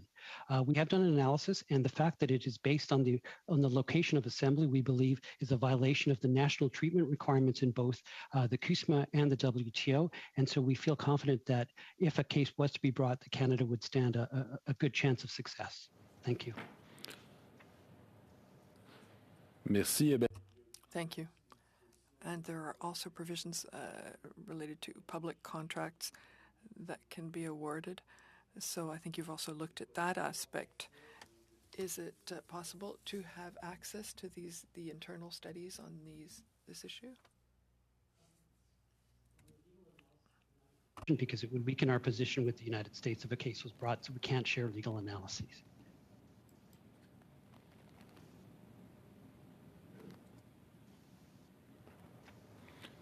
D'accord, merci. Et est-ce que... Thank you. And have you also looked at the awarding public contracts, whether that's in contradiction with trade rules? May affect Canada, so we will have looked at that as well. Okay, thank you very much. On to Mr. Massey for 2.5 minutes. Thank you. I'm going to go back to the tariff rate quotas. Some would argue that we give away our dairy till the cows don't come home. I don't understand how just because the United States is going to continue to recognize that we have supply management could be seen as a victory when we actually lost more market access. And I'm just wondering, has there been any analysis done now to what that means to our other trade agreements, like including the European trade agreement? Maybe I'll ask my colleague Doug Forsyth to respond to this question. Sure, Arun, thank you. Happy to respond. Thank you for the question, Madam Chair. And I think the dispute we have with the United States with respect to the TRQ administration applies strictly to the Canada CUSMA agreement. So no, we have not done any analysis to determine whether or not others would be interested in what the impacts are. Was the agreement done kind of similar though in terms of pattern bargaining? That's what I'm just wondering. I don't remember my notes from the European trade agreement. I'm just wondering whether, or is it different than what was outlined there? Thank you for the question. Yeah, the CITA TRQ administration is different than the CUSMA one for sure. Yes. Okay, thank you. I appreciate that because that was one question that I had and many people were interested. Now, with regards to the next stage, though, I know the minister couldn't give us, can you enlighten us maybe more details? It was maybe a little bit unfair to ask her if she had more details about that right now, but I do know that there's anxiety. Is there any more details you can provide about what's the next step? Well, certainly, thank you for the question, and certainly, you know, the panel has, as you're no doubt aware, the panel has pronounced, provided and that after that, Canada has we will bring ourselves into compliance with the panel report. So we have done some internal thinking on that. Minister mentioned also in close cooperation with the sector, specifically the processing and the producer sector. And then we will continue those discussions with the United States to bring the panel report in, to bring ourselves into compliance with that. That's kind of where we are. You know, we have had more than a couple of discussions with the United States about it already. We are awaiting their reaction to one of the proposals that we have floated, and you know those discussions will continue until they reach conclusions. Thank you very much, Mr. Forsyth. On to Mr. Patzer for 5 minutes, please. Thank you again, Madam Chair. I guess my first question will be for, well, I guess whoever wants to answer it. I guess I'd just be looking for a quick update as far as where we're at with the PEI potato issue. I could try to provide a quick update on that. Thank you very much for the question. Madam Chair, the Canadian Food Inspection Agency and APHIS are in continual discussion on reopening the market for Canadian for PEI potatoes to the United States. We understand that Minister Bibeau and Minister McCauley went down to the United States, I think it was last week. They had a very positive discussion with Secretary Vilsack, and he indicated that the United States will do an expedited risk assessment with respect to Puerto Rico, which is the first market that would reopen, and as well look at moving forward quickly with a risk assessment of the continental U.S. market as well. So the discussions were very positive, and we are optimistic that the issue will be resolved. Thank you. Yeah, thank you for that. And was there any mention of any like exact timelines? Like, I mean, it's great to say that they're trying to expedite it, which is good news. But is there any reference to a timeline, like by say the end of March, beginning of March, anything like that? I believe that the timelines were weeks, not months, for Puerto Rico, and sometime thereafter quickly for the United States. And this is the conduct of the risk assessment, which we expect will be positive for Canada. Okay, thank you very much. I guess just in regards to CUSMA, I mean, I'm just wondering, is there anything else that Canadians need to be aware of when it comes to this deal? Like, we've been able to find things like I referenced the three-year tariff-free window for sourcing 75% of lithium regionally. I asked a question about that earlier. There's always quite often there's lots of small things like that hidden in trade deals. So I'm just wondering, is there anything else that we should be aware of, that the committee should know, or that just Canadians in general should be aware of? Thank you for the question, Honourable Member. Madam Chair, I think CUSMA has been overall very positive for Canada. There have been a number of improvements in the CUSMA compared to the NAFTA, including bringing the labour chapter and the environment chapter under the agreement, the improved dispute settlement provisions. Overall implementation of the CUSMA is going very well. We're standing up committees as we speak, and we've been very supportive, Canada and the United States, of labour reforms that are being undertaken in Mexico based on the CUSMA negotiations. So overall, I think the agreement is being implemented very well. Thank you. Okay, and then one more specific question, I guess, would be for our grain farmers. I'm just wondering if you have anything that you'd like to, that anybody would like to add in regards to for them. I'm sorry, I don't have anything I remember, but perhaps Doug, is there anything you'd want to say? With respect to the CUSMA, or just in general? Sorry. Oh, well, I mean, CUSMA would be great, but if there's anything generally speaking, I mean, that'd be fine too. Honestly, I can't think of anything off the top of my head. Okay, no worries, that's fine. Just thought I would ask, because I know there was a few pieces to CUSMA in regards to that, but I thought I'd just ask a general question. Mrs. Gregory, just I guess I wanted to just kind of dig in a little bit further on this issue with the CUSMA side with lithium there, right? I know when I was a member of the industry committee, that's where we were first alerted to this issue. I'm just wondering where industry is at with trying to develop a lithium market here in Canada. Do you have anything for us on that? Thank you for the question. Through the chair, I think some of the work with respect to minerals would be led by my colleagues at the Natural Resources Department. So I would say we're very open to further investments in what we call the mines to mobility space. The government has an agenda there to ensure that we're encouraging investments that will take those resources and make them part of the future battery supply chain. But I don't have anything specific. I apologize, and we can certainly follow up and check with Natural Resources. Thank you. Thank you very much. I'm sorry. Yeah. 30 seconds left. That's fine. That's good. Mr. Moyo, for 5 minutes. Thank you, Madam Chair. I'd like to go back to the topic with regards to softwood lumber, and I think Mr. Cannon was partially replying to this with regards to the diversification of the forestry market. Can you explain a little bit more on more information on this approach? Thank you. Thank you very much for your question, Honourable Member. Madam Chair, perhaps I can begin, and then Mr. Cannon could jump in and add anything more. I speak because I was actually the senior trade commissioner in Japan and very much involved in diversifying the Canadian forestry sector. We worked very, very hard on two aspects. One, to increase the amount of softwood lumber coming into the country, but also working on technology value-added products that could be sold. So diversification of the markets as well as diversification of the products. And specifically, we would promote things like tall high rises made of wood. And there was a great example of a residence in the University of British Columbia. I think it was the tallest wood structure in the world at its time. It perhaps may not be anymore, but we promoted both the diversification of products and of markets. And so we worked very, very hard within the Asian Trade Commissioner Service Group to do so. And the numbers that the minister cited show that it was a very successful effort. Thank you. Michael, is there anything you'd like to add?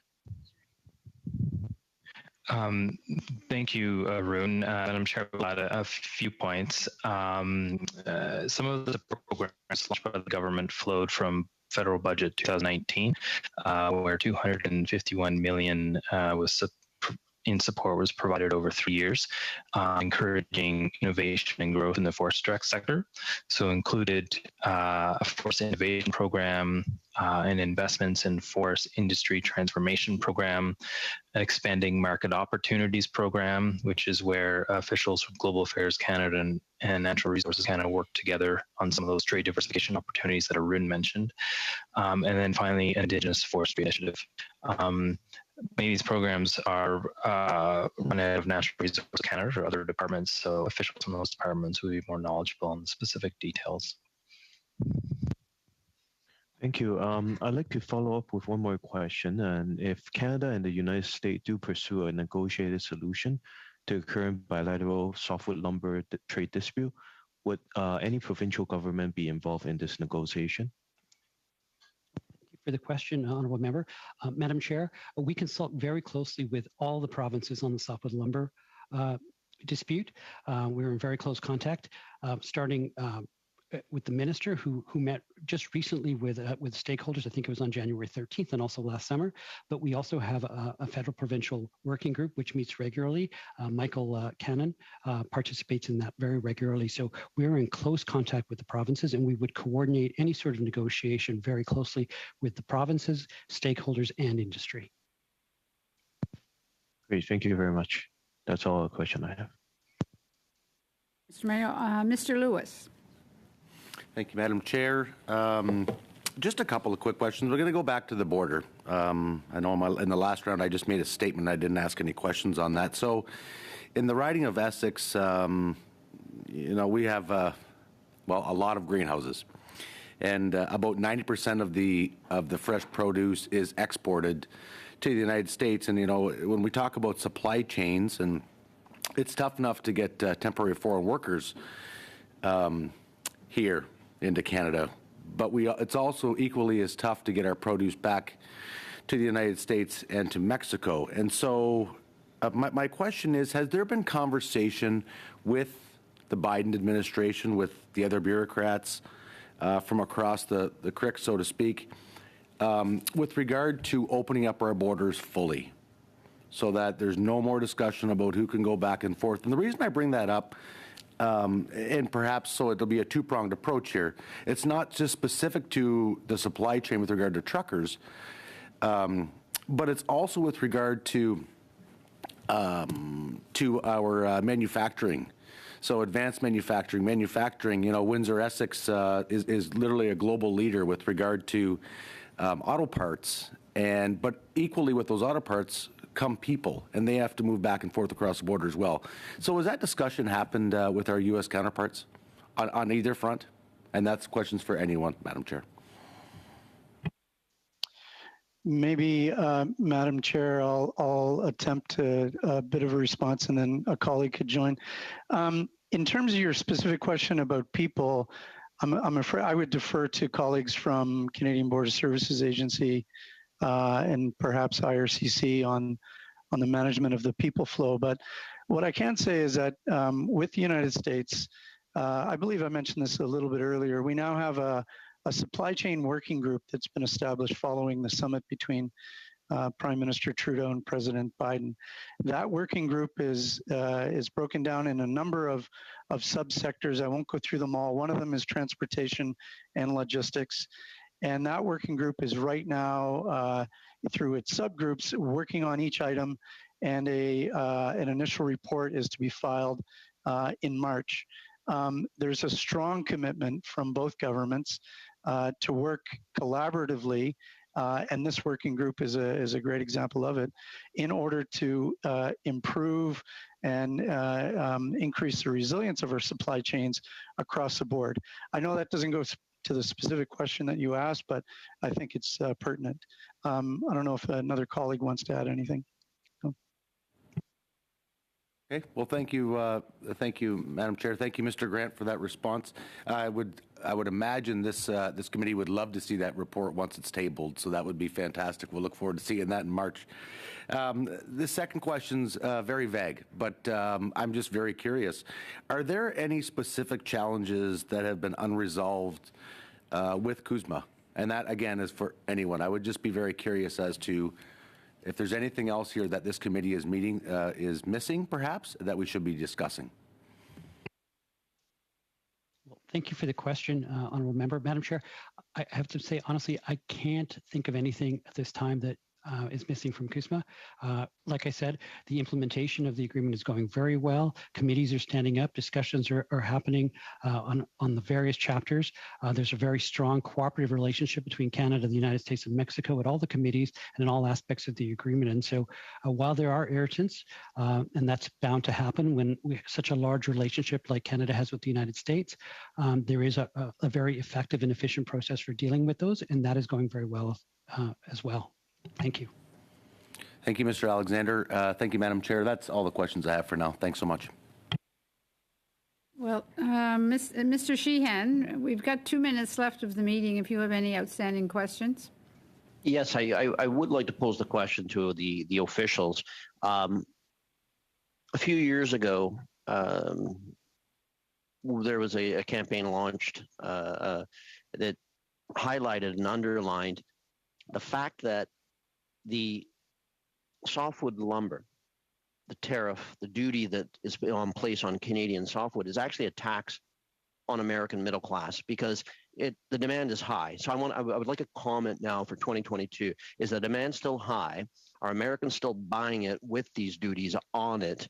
And I think back then it was like it added another $10,000, to the purchase of a new home. So through you, Madam Chair, to one of our presenters. If I may, Madam Chair, perhaps I could answer that question. I think the honourable member is very correct. The duties on Canadian softwood lumber are a tax on the American middle class and perhaps even the lower class. The National Association of Home Builders, who we stay in very close contact with, has highlighted several times that the cost of single-family homes and low-cost housing is increased substantially, and I can't remember the exact number, but it's in the thousands, tens of thousands of dollars, and perhaps higher than the honourable member mentioned from several years ago. And so there is a significant impact. A number of U.S. senators and congresspeople, I believe, wrote to the administration highlighting this fact and the harm that the duties are doing to the middle class and the lower class purchases in the United States. And so I think it is a very important issue, and it's something that we highlight as part of our advocacy efforts at all times. Thank you very much.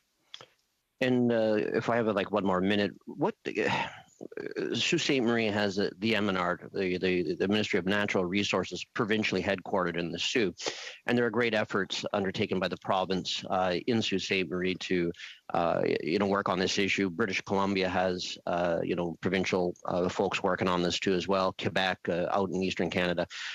Could you just make some comments about what kind of efforts you guys undertake with the different provincial authorities in continuing to, fight these unfair duties and tariffs?